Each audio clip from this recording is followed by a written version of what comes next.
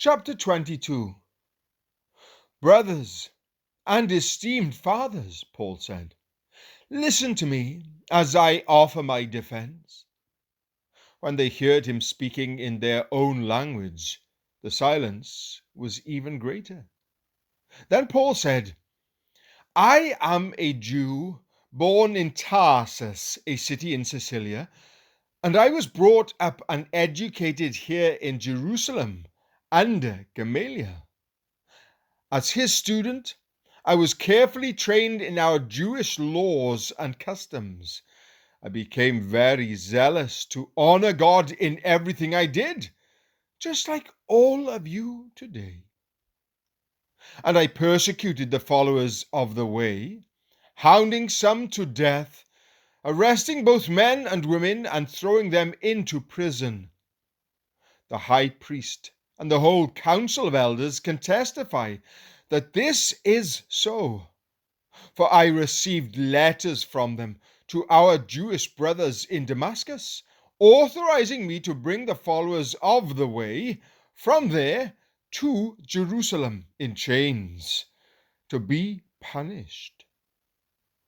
As I was on the road, approaching Damascus about noon, a very bright light from heaven suddenly shone down around me. I fell to the ground and heard a voice saying to me, Saul, Saul, why are you persecuting me? Who are you, Lord? I asked. And the voice replied, I am Jesus, the Nazarene, the one you are persecuting.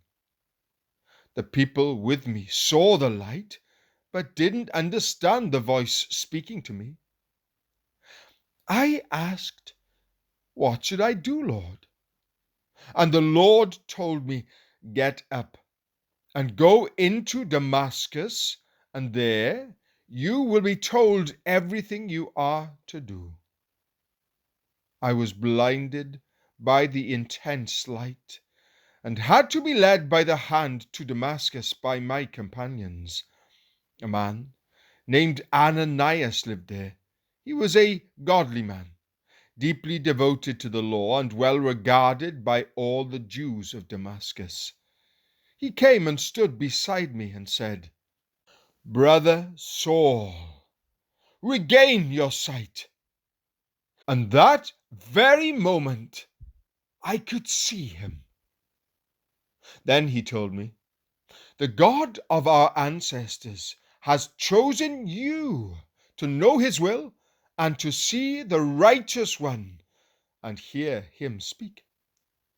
For you are to be his witness, telling everyone what you have seen and heard. What are you waiting for? Get up and be baptized. Have your sins washed away by calling on the name of the Lord.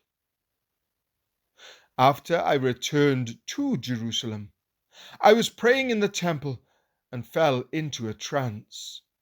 I saw a vision of Jesus saying to me, Hurry, leave Jerusalem, for the people here won't accept your testimony about me. But Lord, I argued, they certainly know that in every synagogue I imprisoned and beat those who believed in you. And I was in complete agreement when your witness Stephen was killed. I stood by and kept the coats they took off when they stoned him.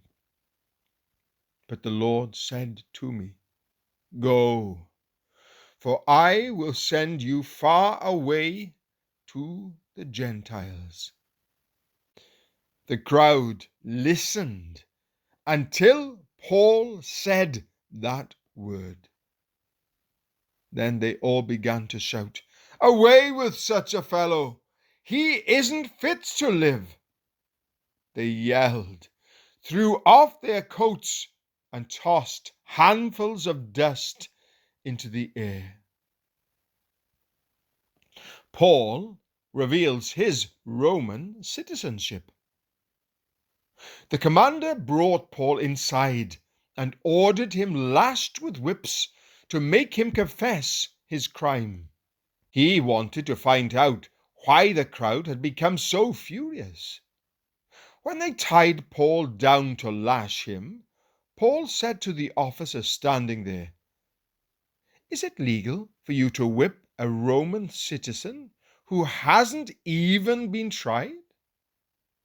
When the officer heard this, he went to the commander and asked, "What are you doing? This man is a Roman citizen."